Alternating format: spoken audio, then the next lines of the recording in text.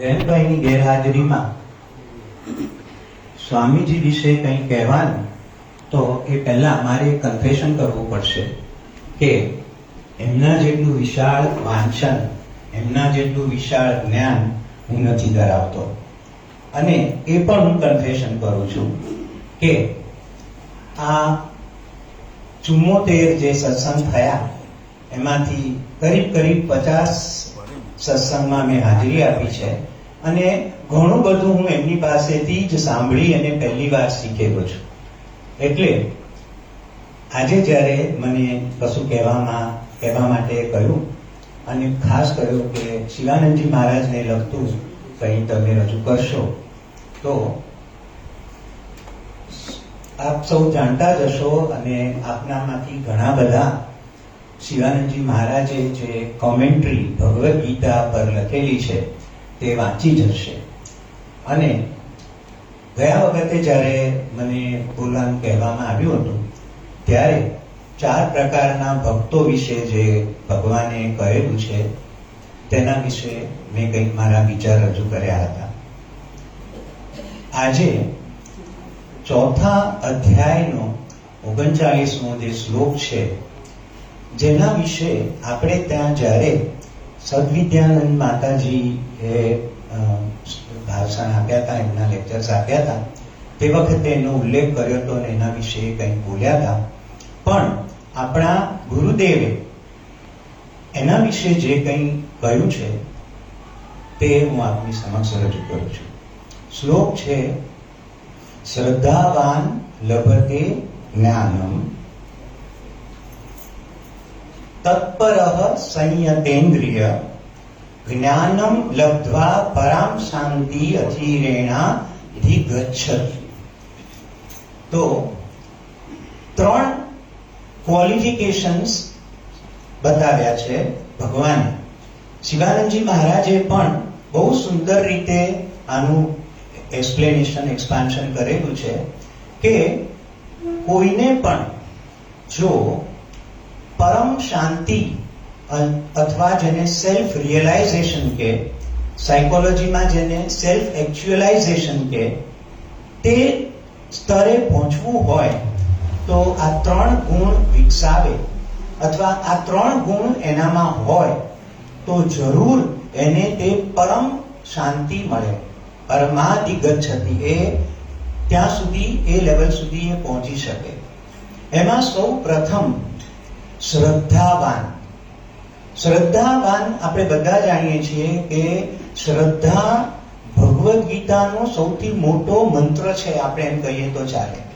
12મા અધ્યાયમાં ભગવાને જે છેલ્લા 7 શ્લોક છે તે અમૃત સમા ગણાવ્યા છે. શિવાનંદજી મહારાજે જ લખ્યું છે કે એ ગુણ જે ભક્તમાં કેવા ગુણ હોય, કેવો ભક્ત ભગવાનને પ્રિય છે, એ છેલ્લા 7 શ્લોકમાં બહુ સુંદર વર્ણન કરેલું છે.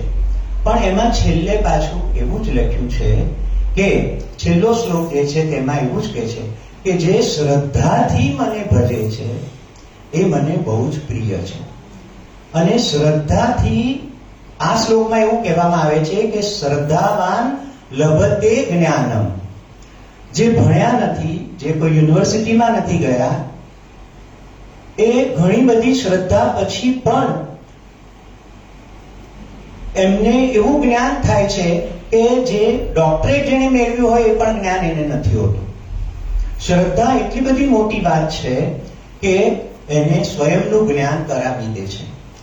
આપણે સૌ આપણા જ ભક્તોથી પરિચિત છીએ નરસિંહ મહેતા, કે જે ભણ્યા નતા એવું ખાસ, પણ એમને ઈશ્વર પર એટલી બધી મોટી શ્રદ્ધા કે જ્યારે કોઈ વેપારી એમને કહેવા આવ્યા કે મેં સાંભળ્યું છે કે તમે ત્યાં દ્વારકામાં બહુ મોટા કોઈ શેઠને ઓળખો છો, અમે રસ્તામાં આ પૈસા નથી લઈ જઈ શકતા, તમે અમને મૂડી લખી આપો.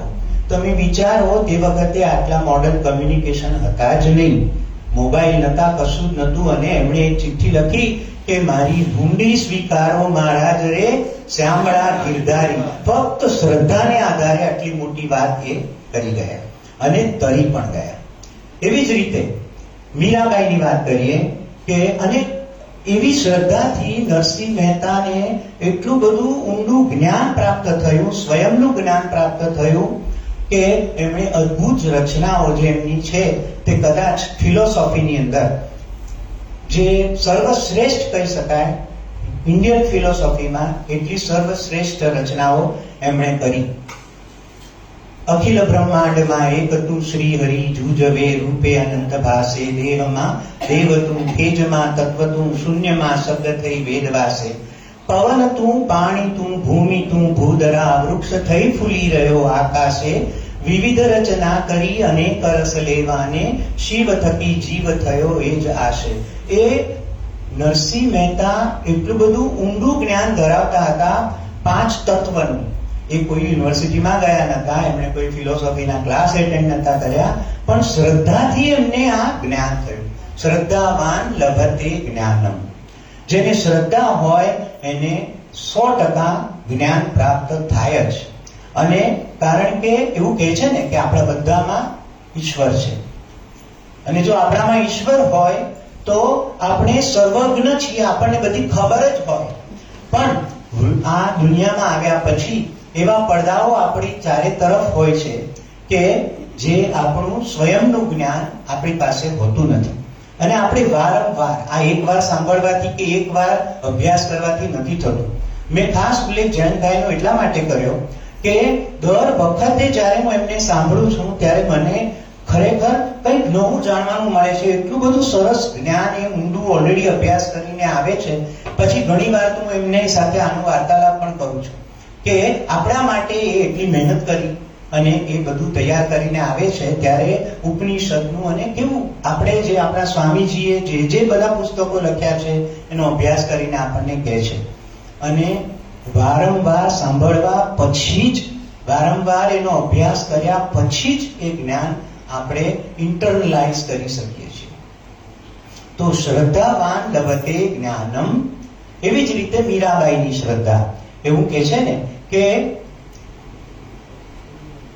ઝેરનો પ્યાલો રાણાજીએ મોકલ્યો અને મીરાએ એની સાથે તો એને વિશ્વાસ હતો કે મારો ભગવાન છે, મને કશું જ નથી થવાનું.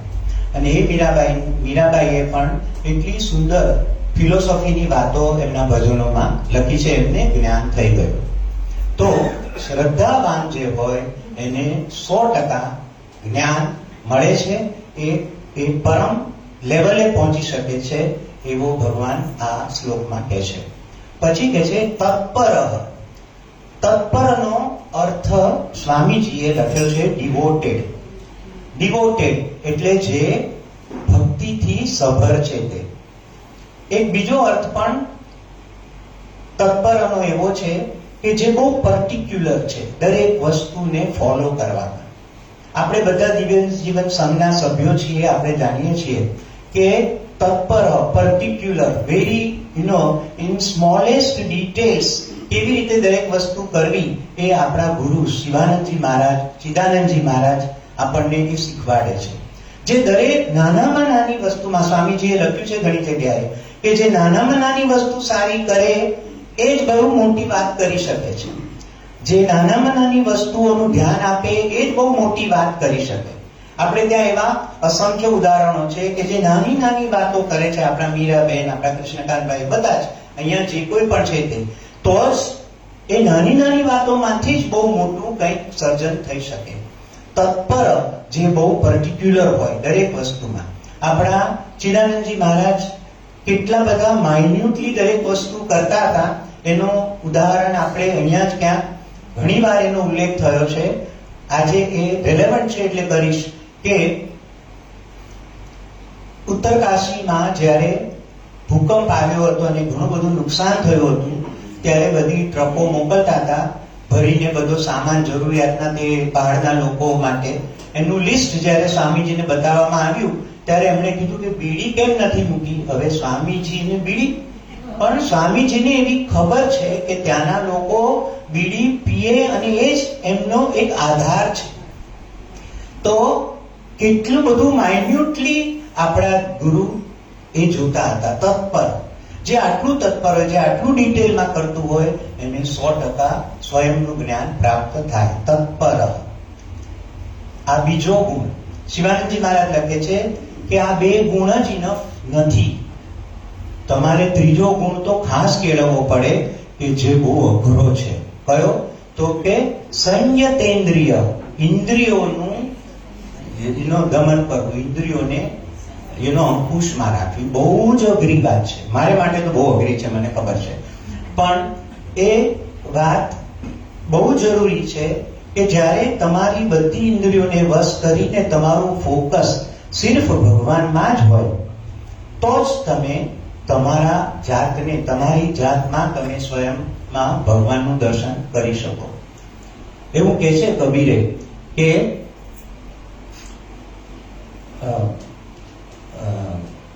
મુખમાં તમે હાથમાં માળા લઈને ફરતા હો અને માળા તમે ચોક્કસ કર્યા કરતા હો, પણ તમારું મન મનુવા તો દસ દિશી ફિરે યહી તો સુમિરન નાહી.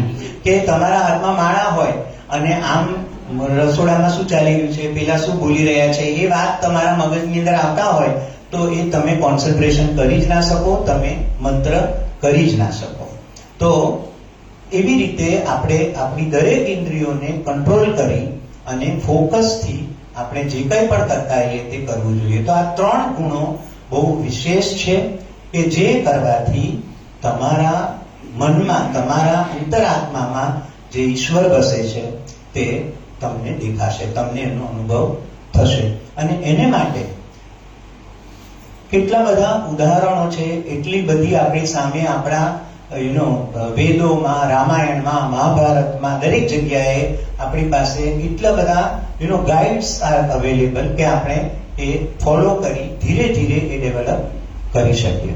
એટલે આ જે શ્લોક છે તે એટલા માટે મને બહુ પ્રિય લાગે છે કે એ દરેક જે સાધક હોય એને કઈ કઈ વસ્તુનું ધ્યાન રાખવું જોઈએ, કઈ કઈ વસ્તુ પર ફોકસ કરવું જોઈએ, તે આપણી આગળ રજૂ કરે છે. અને શિવાનંદજી મહારાજે જે એક્સપાન્શન લખ્યું છે એ શ્લોકનું જે આપણે સમજાવ્યું છે, એટલું સુંદરથી સમજાવ્યું છે કે જે અમારા જેવા, મારા જેવા જે ઇનિશિયલ સાધક હોય એને મગજમાં ઉતરી જાય અને સમજી છે.